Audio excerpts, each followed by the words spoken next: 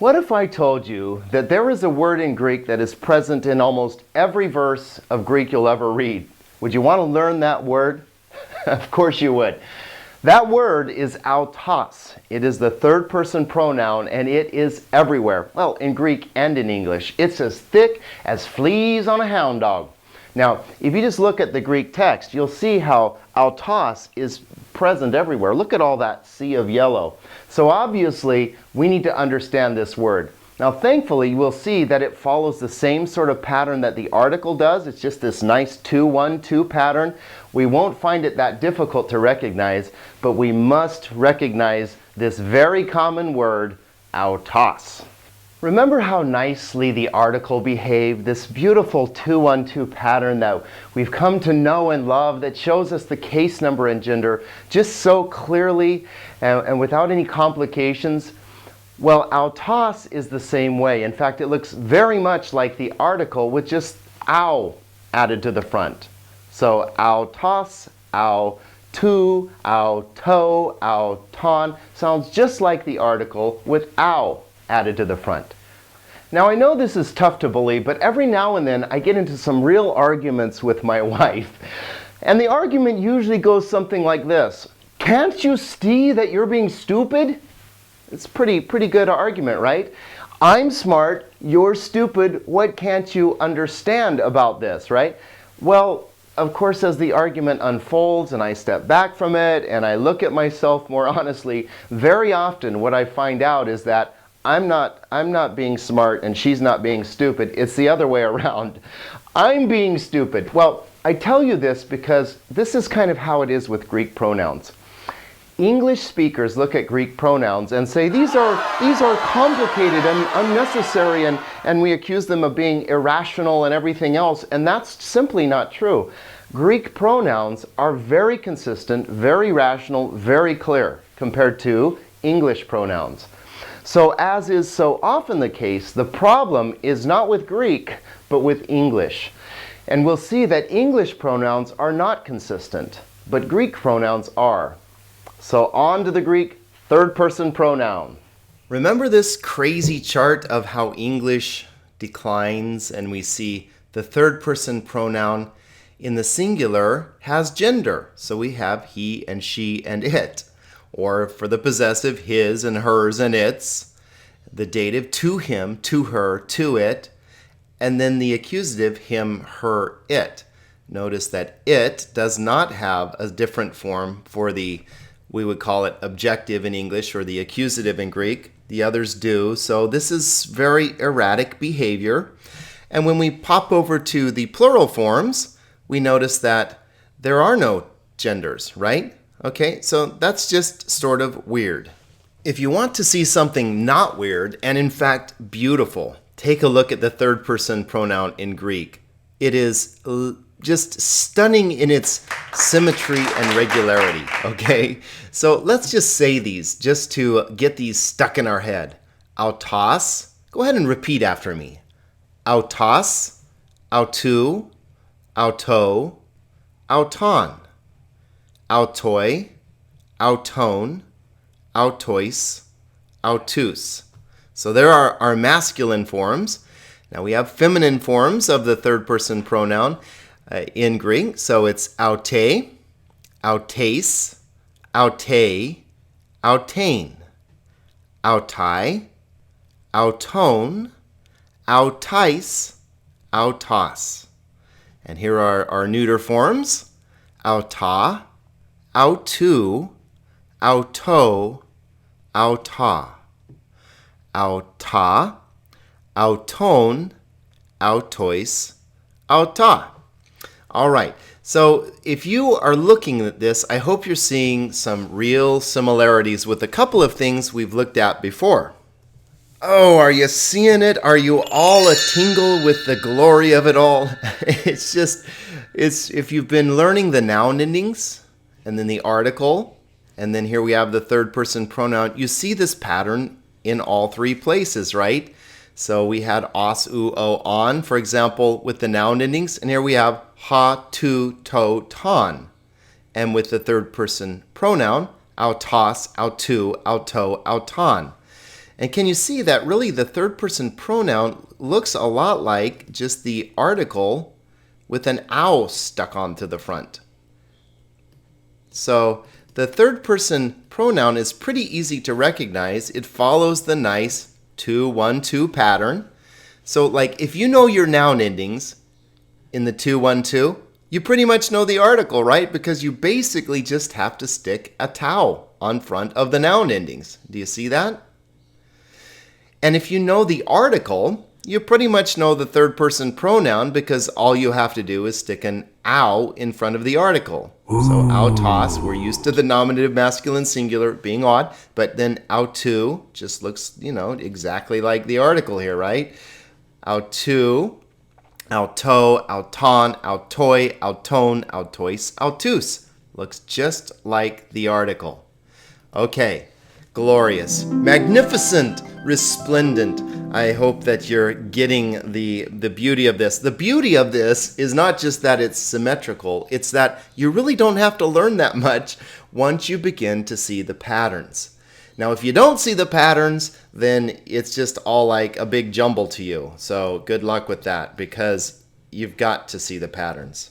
But the best way to learn about pronouns, or anything else for that matter, is in the wild. And we've seen there are a lot of pronouns in the wild. In just about every Greek text, they are everywhere. So you must become friends with this word, the pronoun autos, the third person personal pronoun. Okay, let's just look at some of these and see if we can understand in these verses what's going on. Di autu, remember, when you see a preposition, the case of its object will be tied together with the preposition. So we don't use keywords or anything else. Dia, remember we're missing an alpha here, so that's why we have our apostrophe. Dia takes the genitive, so it means through him. Here we have apart from him, a little bit different use of the genitive that you'll get into more in second semester Greek, but the genitive can be very flexible. Here's one we should be sort of used to. In takes the, hopefully you know that right, dative case, all right? Here's one finally that's not connected with any prepositions or anything else. The darkness, he skatia, auta, not, kat elabin, not overcame or understood. Interesting verb, but more about that later. Okay, the darkness not overcame it. Now remember, auta could be either nominative or accusative. That's always the case with the neuter. Remember that the nominative and accusative forms are always the same. So you have to go from context. Well, here it's pretty clear. The darkness is not overcoming it. So it is receiving the action. This is accusative case. We know too, by the way, that we wouldn't translate this, the darkness did not overcome him or her, because this is the neuter form. So we're talking about it. Well, let's look at this next one. This man's name was named to him John. Onoma auto Ioannes. Named to him John. You can kind of figure that one out. It's not very English, but we understand it. Here we have dia with the genitive again. Look at this one. And hakosmos, the world, auton uk egno. The world, him, not it knew. Okay? Weird English word order here, right? We would say the world did not know him. But here we have, since we have the accusative case, John is bringing that to the front, probably a little emphasis there. The world, him, did not know. Okay? So auton, receiving the action of the not knowing, and so this is accusative case. Here we have they received him, once again, accusative case. He gave to them, dative case. To those who believing in the name of him, or we would translate it, his name, of course. I translate all of these this way just to point out and make very clear this genitive and this keyword of. Of him means his, right? Okay, in the name of him. Nice genitive form. So are you starting to see how these endings, I mean, you just got to know them, and once you get used to it, they apply all over the place. But okay, here we have the glory of him. Autu. It could be it, depending on, remember this form is the same for the masculine and the neuter, but okay, the glory of him or it. Here we have peri. Don't ever miss those prepositions because the preposition here now is controlling the case of this pronoun. Concerning him. Peri with the genitive means concerning. All right, and here we have another genitive form, his fullness, the fullness of him. I'll just do a few more here. Here we have pros auton, pros, another preposition, right? So we're looking at the case of the object is accusative. Pros with the accusative means him, or I'm sorry, to. There we go. Here we have a nice straightforward accusative. They might ask him. So we have accusative case. Same thing going on here. They asked him. And here they said, therefore, they said, auto, to him. Context tells us here that it's him, not it. Remember, the forms are the same. So sometimes Greek doesn't explain everything. English rarely does, okay? Greek gives you more information, but there still are times where you have to look at context to know what case, number, and gender are. All right, they asked him. Here we go again, just nice direct object. And they said to him, another dative, so he answered to them. Now, we don't translate the to here. He answered to them or something like that. Remember, we've seen before that certain verbs take their object in the dative, but we don't translate the dative. So don't worry too much about that. But it's pretty clear, right? He answered to them. You could even translate it that way, and it wouldn't sound that bad, would it? Loose of him, again, genitive, his. In other words, the strap of his sandal. I want to skip on down. There was one on down here that I thought was sort of interesting because it included a whole bunch of uses here. Look at verse 38 and look at all these different uses of autos. So here we have Jesus turning and seeing case, number, and gender. Could you tell me? Accusative, plural, and masculine. Because we're talking here about the people that are following Jesus, okay? And it's the disciples following him. But, okay, he's seeing them, so that's accusative. They're receiving the action of that verb. And then he says to them. Notice how autos became autois, to them. And they turned around and they said auto, to him, singular. Okay, Rabbi, where are you staying? And then he says to them, okay, just see the singulars and plurals, and they said to him, auto. Are you seeing how these endings change things around? All right, there's really nothing new in all the rest of the verses here. He says to them, here we have direct object, seeing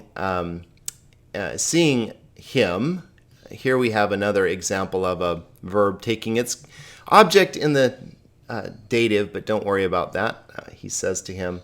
So anyway, you get the idea, right? That we have these third-person pronouns, and he, she, or it. And the problem is not so much the Greek, which is very consistent, but with the English. We have to get used to making the translation in our heads from the perfectly regular, beautiful, systematic, well-ordered Greek to the chaotic, inconsistent, erratic, frustrating English, right? Okay, so Greek is our friend, and we're trying to make peace here with English. In John 1, autos is used only as a personal pronoun. And as you can see, that is by far the most common use of autos as a, personal pronoun, just like in English. But there are a couple of ways that autos is used in Greek that are not like English. So let's take a quick look at those. Sometimes autos is used for emphasis. I put a couple of examples of this in the Little Greek Grammar. Again, this is not that common, but you just need to be aware that it happens. I wrote this first sentence just for you, okay? Ego, autos, didasko, koine, humin.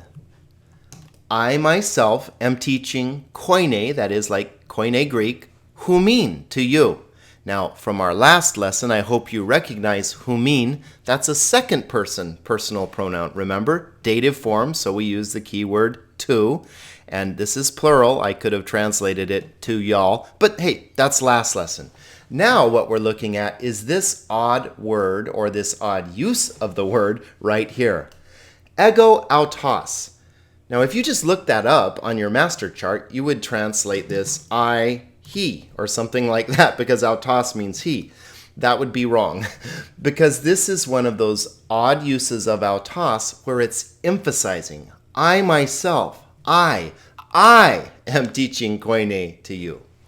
Now, when you see autos used in this emphasizing way, it will never have the article. The fancy word for that is predicate use, but just for now, remember, no article. Ego autos didasko, I myself. Well, here's another example. Autos ha pater philei humas. Okay, now again, if you just transliterated that and you went to your chart, you would say, he, the Father, he loves you. Oh, by the way, see that? See that? Right? Hopefully you recognize it. Second person personal pronoun again from our last lesson. It's in the accusative case because it's receiving the action of the verb, right? The Father loves you. Okay, but again, that's not what we're talking about. We're talking about this, okay? Autos ha pater. Notice there is no article. So it gives this possibility that we have this emphasizing use of autos. And in this case, of course, this just means himself, the Father, loves you. Obviously, in English, we would smooth that out and say the Father himself loves you. The Greek here is making this Father very emphatic. The Father, right? The Father himself loves you. So the autos emphasizes. It's like it comes back and says the noun again for emphasis without saying the noun. It stands in for the noun, which is what pronouns do. So be aware of this odd use of autos. Ego autos, I myself. Autos ha pater, the Father himself. And then the third way that autos can be used is the most rare of all, so please don't sweat too much about this one, but just to make you aware, autos sometimes can be used in a sentence to mean like the same, like the identical, and you will fill in the noun. Sometimes you'll need it, sometimes you won't. This is a usage that, again, is not too common. Let me just show you an example again from the grammar. So here it is. Let's read it together. Kai, pollen, apelthon, prosyuxata, ton, auton, logon. Now, don't worry too much about the first part of it. It has a participle and all kinds of things we're not used to. But, okay, and again, leaving, he prayed, ton auton logon. If we just translated directly from the master chart here, we would translate it like this, the him word. Doesn't make any sense, right? But that would be incorrect. In this case, it's that idiomatic usage with the idea of same, ton auton logon. Now, when we translate this way, it usually does have the article. And so we would look for that, not always, but usually. But sometimes auton can mean same. That's what you need to be aware of. Again, it's not that common, so don't be afraid of it, just be aware of it. So there you have it, the third person pronoun. We saw that first and second person pronouns do not have gender, and they're a little bit odd in how they decline. You just have to memorize those. But the third person pronoun, which is so common, behaves like a perfect angel. It's just easy to recognize, easy to spot. It's just downright heavenly, isn't it?